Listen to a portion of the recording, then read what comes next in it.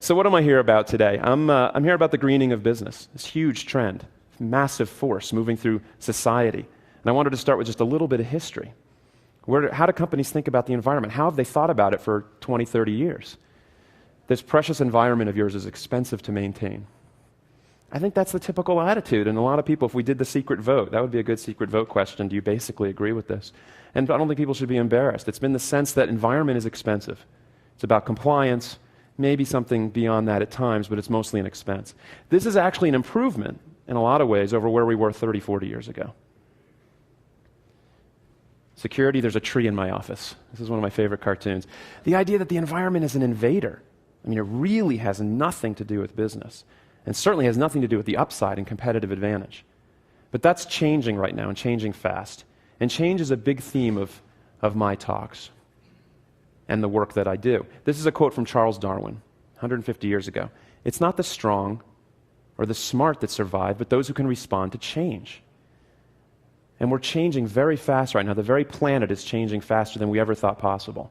So this is an unusual time for business, but change brings opportunity. And those who can take advantage of it will win. So how are companies creating value? Okay, so there's all this pressure, we have to get going. How are they creating value? Well, I see 4 big buckets of value creation from environmental thinking. 2 are about reducing the downsides to the business, lowering cost and lowering risk. And 2 are the upside. This is where people are getting excited over the last year. Hey, there's revenues to be had. And there's intangible value, this brand value that's very hard to measure but is vital. I mean, for a lot of the people in this room, brand value is probably a big part of your total company value. Now, when people talk about innovation, as I said, as a theme, they usually are thinking about new products and revenues. You know, I actually believe that innovation is important to all 4 of these.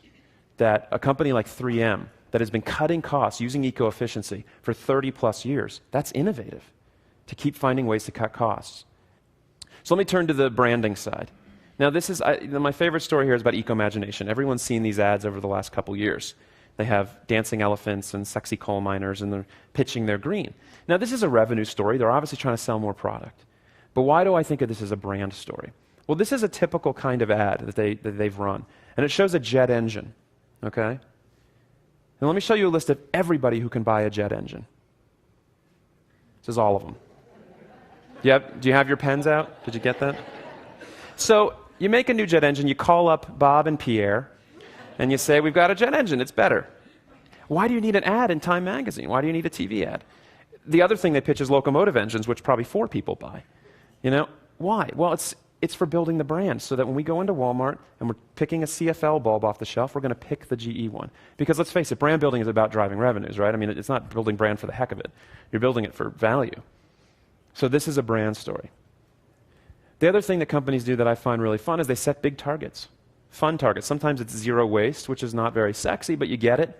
And then what Toyota did a couple years ago, I really liked. The president of Toyota said, we want to build a car that can get across the continental US in 1 tank of gas. That's pretty visionary, right? You get it right away. Okay, I see. If you're an engineer, you could see what do you got to build. And it's pretty good because, you know, currently if I took my Prius from where I live in Connecticut, I'd get to about Columbus, Ohio. That's pretty good. That's very good considering if you took the same number of gallons and put it in a Hummer, you'd get out of the driveway. Just barely. Now, is this a fad? I get this question all the time, so I decided to start making it like part of my talk. Is this a fad? You know, I don't know. I can't see the future. There's a fad in some sense in the bubble of media coverage. There's only so many covers you can do. But I usually say this, look, even if you don't totally believe that the planetary pressures are real, which is what would keep it fundamentally from being a fad, or resource constraints, even if you don't buy that. As Walmart and others discovered that they can lower costs, make their employees happy, attract and keep customers, keep their communities happy, keep their license to grow and operate going, why would they go back? So who cares if it's a fad? It's a better way of doing business. It's fundamentally a better way. So where does all this leave us? Now, when I speak to college audiences, I get like a 50-50 hit rate on knowing who this is. So I'm praying that you guys all know. When I was in Europe talking to Shell executives, they used an acronym, TINA, that I really liked. And it wasn't this TINA, I used that for fun. What they were saying was that there is no alternative. They were talking about dealing with climate change and biodiversity and all these issues that are driving the challenges to digging up the energy we all need. This is true for every business. There's no alternative anymore. This is where we're headed. So you can either compete or you can lag behind.